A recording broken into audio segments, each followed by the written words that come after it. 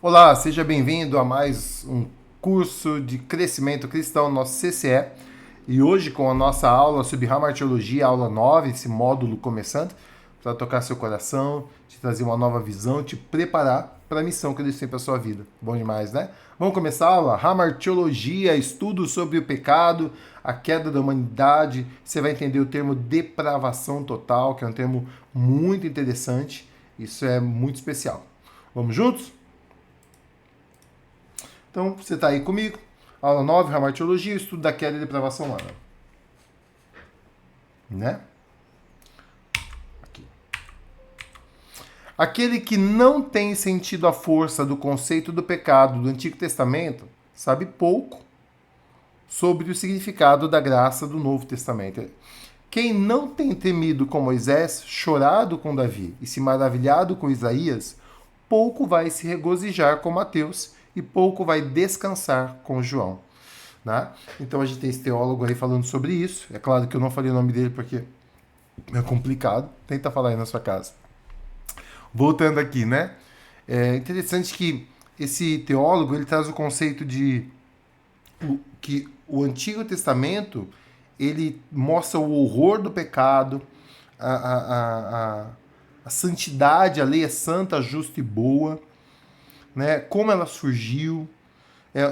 A Bíblia diz que com Cristo veio o ministério da piedade. Então, não seria tão.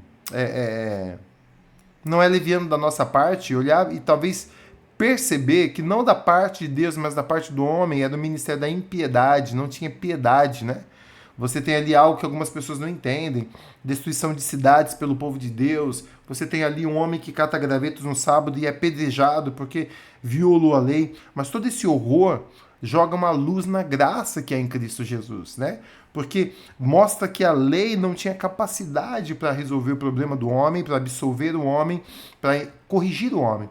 Mas com Cristo veio uma nova aliança, uma nova dispensação, um novo tempo, e ali a gente é capacitado agora pelo Espírito. E ele cita algumas coisas aí nessa citação, né? Que é quem tem temido com Moisés, porque a lei ela é muito severa. Chorado com Davi, um homem segundo o coração de Deus, que viveu a dimensão da graça numa época humana de lei, mas ele já estava na dimensão graça e dimensão, não é cronos, não é tempo. Ah, agora em Cristo é só graça. É dimensão. Você pode estar hoje na era da graça, vivendo na dimensão da lei, julgando, culpando, sendo culpado, julgado e colhendo as consequências da lei. Se maravilhado com Isaías, porque o que não falta em Isaías são promessas de um tempo de gozo, de uma restauração que Deus vai trazer, começando no coração, tirando o coração de pedra, colocando o coração de carne, nos trazendo para si mesmo, levando-nos a ter uma vida especial com Ele, tá bom? Então o Antigo Testamento é para jogar fora? Claro que não, tá aí uma citação sensacional que diz que a gente precisa ler e você também, lendo o Antigo Testamento, vai perceber a graça em várias áreas ali. Vamos falar um pouco sobre a queda. O que é a queda? Você que está aqui comigo, está fazendo o curso, se você quiser, pode até dar uma pausa agora, ou depois do curso, mas leia Gênesis 1, do capítulo 1 ao capítulo 3, né? Porque esses textos estabelecem as categorias filosófico-religiosas que permitem-nos estudar as escrituras fazer sentido, né? O resto das escrituras, está errado aí. Que permitem o restante das escrituras fazerem sentido. É a passagem mais importante da Bíblia. Quando negamos a historicidade desses capítulos, destruímos o grande quadro em que a salvação divina tem significado. Pastor, não entendi nada. Beleza, fique em paz, eu vou te explicar. Quando a gente fala filosófico-religiosas, por quê? Porque a gente está dentro de uma narrativa. Tá? É diferente da lei que você tem lá de não viole o sábado, ou quando Jesus diz ame o seu próximo, isso é explícito, isso é algo que nossa capacidade intelectual consegue, poxa, peguei, é uma lei, é fácil. Por isso que o povo de Israel quis lei. Quando a gente fala de filosófico-religiosas, significa que você precisa olhar essa narrativa, essa história contada da origem do homem, da queda do homem e da ação de Deus em relação a essa primeira menção do pecado, de uma maneira filosófico-religiosa, ou seja, olhando para a Bíblia e deixando que ela, pelo Espírito Santo, nos traga uma interpretação e jogue luz a todo o restante que a Bíblia fala de pecado. Vai também nos trazer uma âncora, uma rocha, um alicerce muito sólido, né?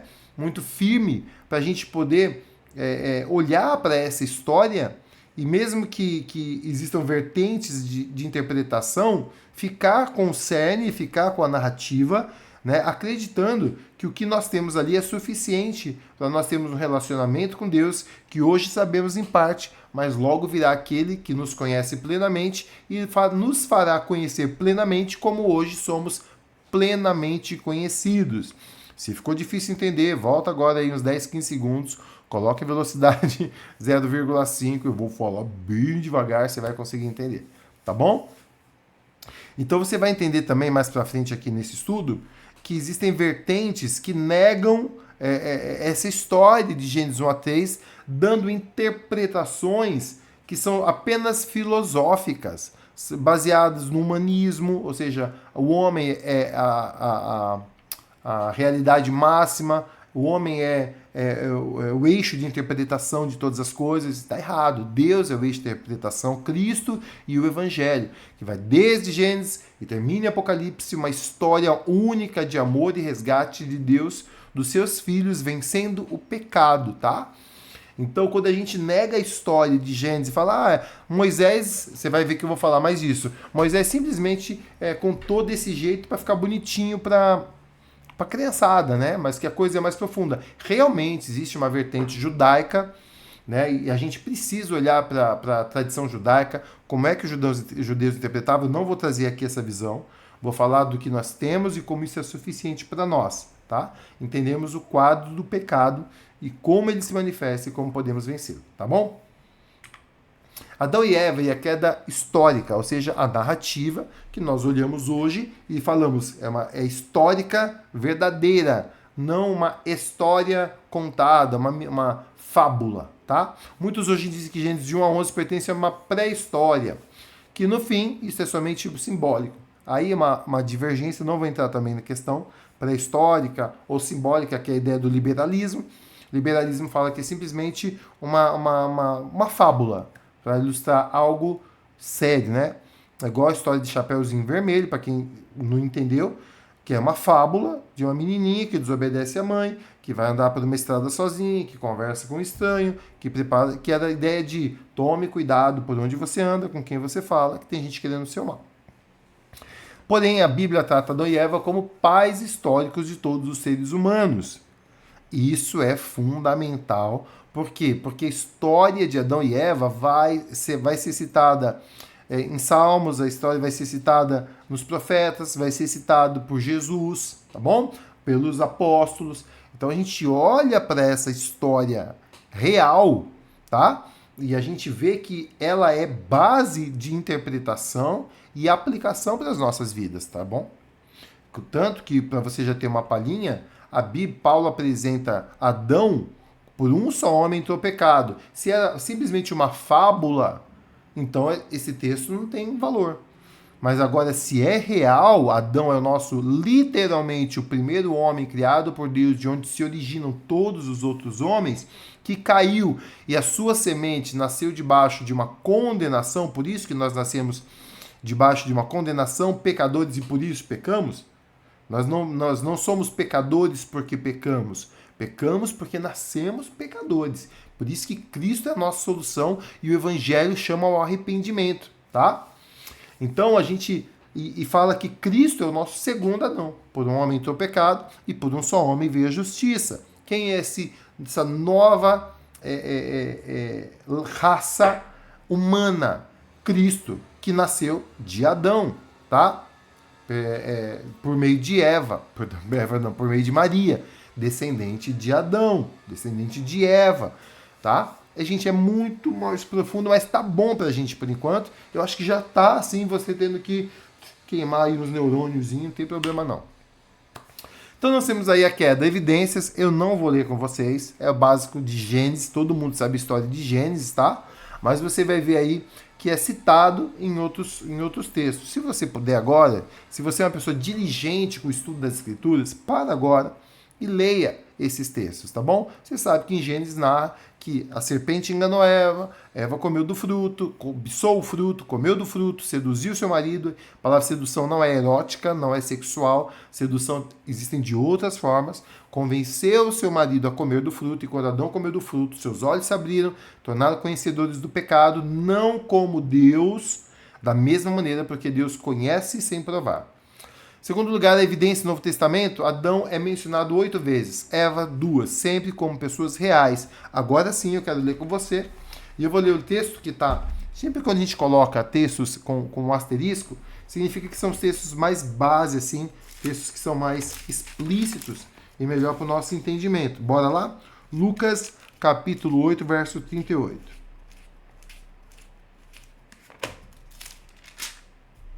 Diz o seguinte a palavra do Senhor: contudo, o homem, de quem havia sido expulso os demônios, implorava-lhe que deixasse com ele.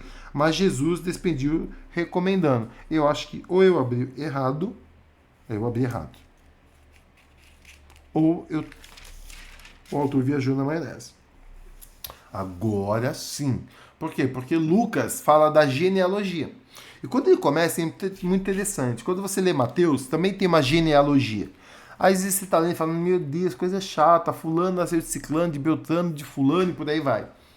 A genealogia de Mateus quer comprovar que Cristo ele é, por genealogia, por descendência, herdeiro legítimo do trono de Davi, sobre o qual tem uma promessa eterna. O trono de Davi será eterno.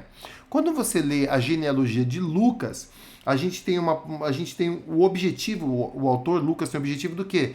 De comprovar que Cristo é realmente humano, né? Ele não era só um espírito.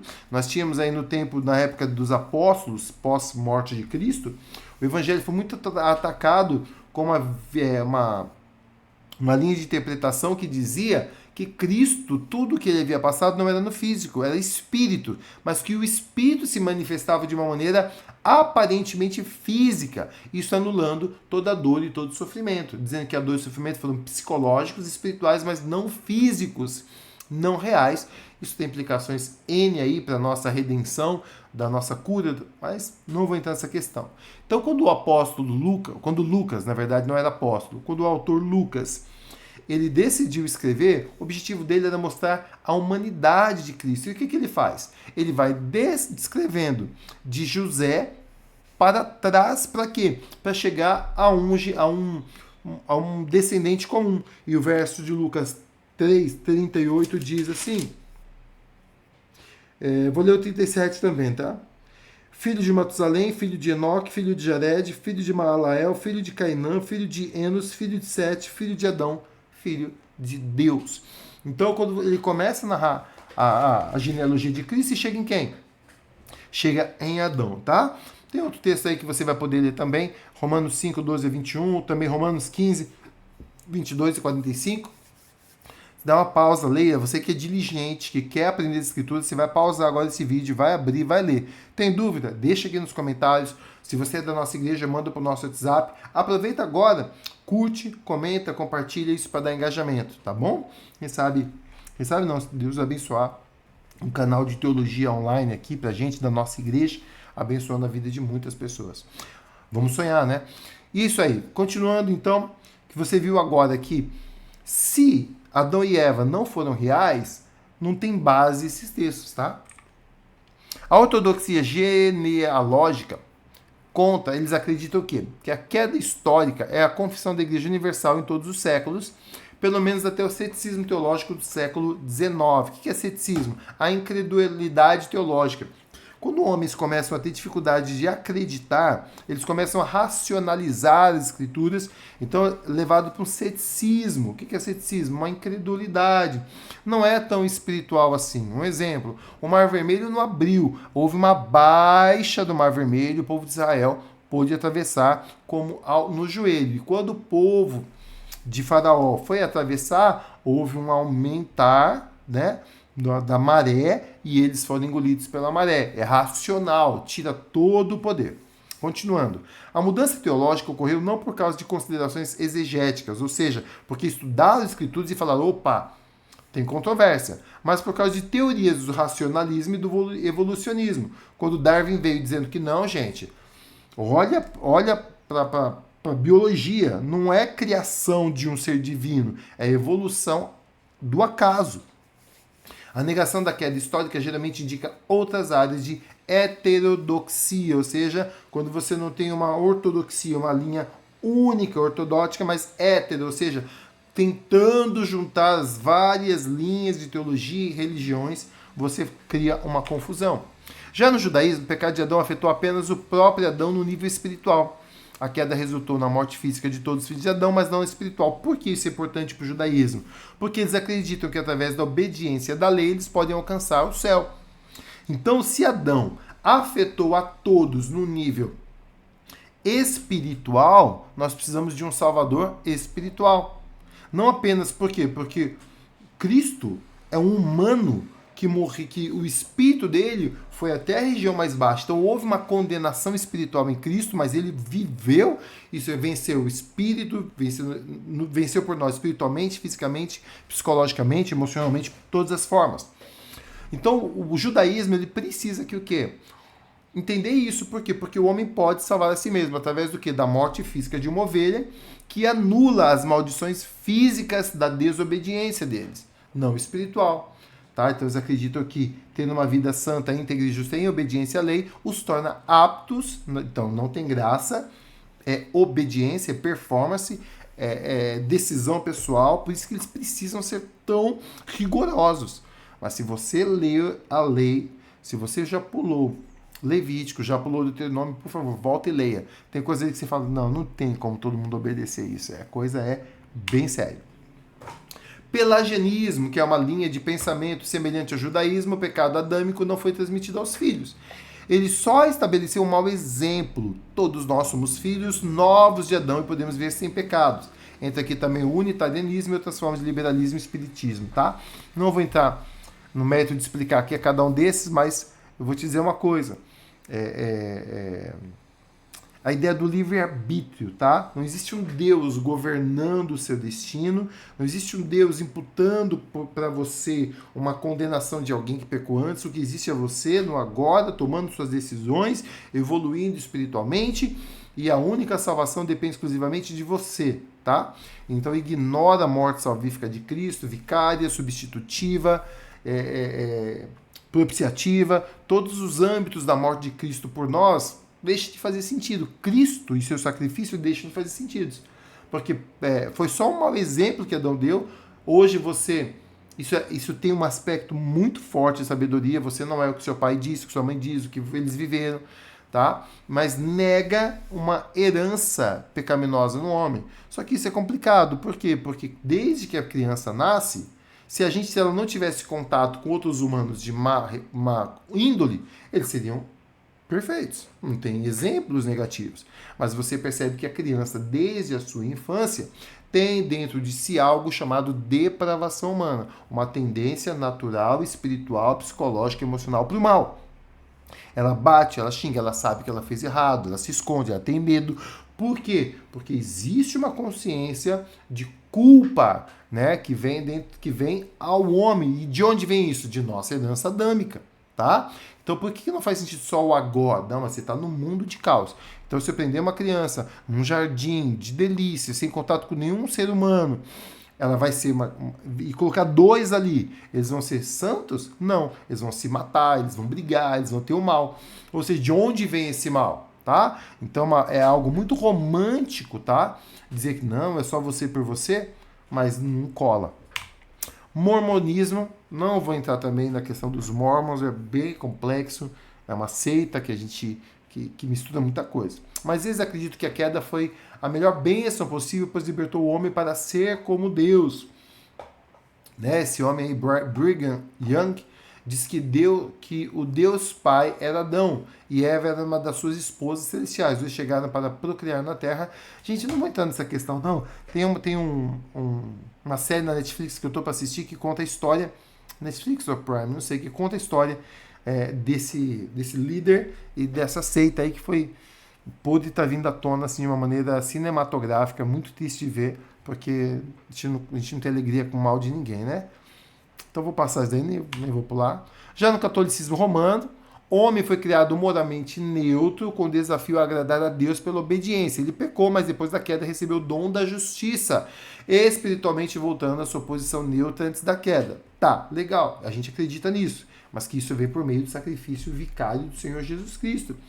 Por que você sente essa mistura na Igreja Católica? Porque a Igreja quer que você entenda e seja dependente da obediência, não mais à lei, mas obediente ao clero, à instituição Igreja. Então, se eles falarem que você hoje é espiritualmente tem o dom da justiça em Cristo, para que você precisa confessar? Para que você precisa fazer todos os ritos católicos, tá? Então existe uma mistura de graça e lei, isso é uma coisa terrível que aprisiona as pessoas, dá a elas uma sensação de sou melhor, tô bem com Deus, tô fazendo boas obras, mas elas começam a condenar outras pessoas. Ninguém mata tão bem alguém como quando mata em nome de Deus. Liberalismo. O que é liberalismo? É uma forma liberal de interpretação, sem padrões, sem uma linha exegética, ou seja, de interpretação, sem fundamentos de interpretação de texto. Isso é fundamental.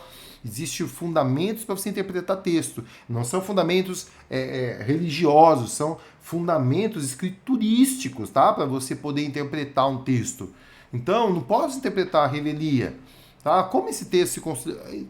Várias regras que são muito importantes, que trazem uma coerência e trazem uma interpretação saudável, espiritualmente saudável e verdadeira para a gente, tá?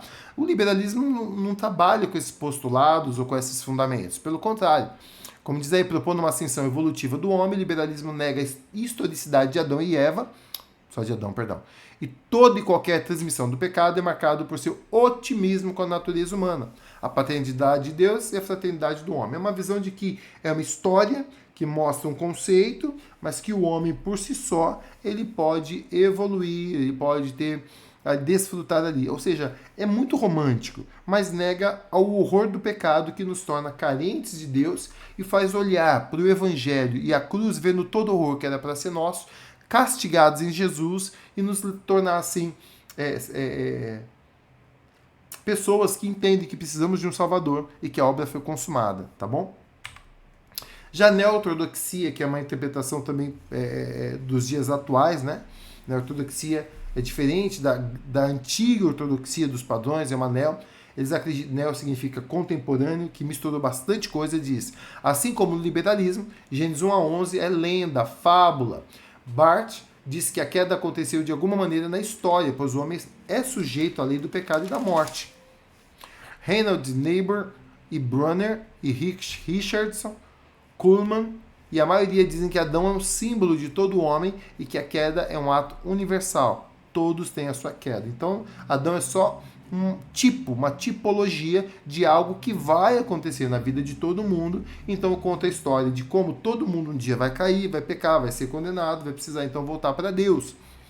Então, assim, é só tipologia, tá?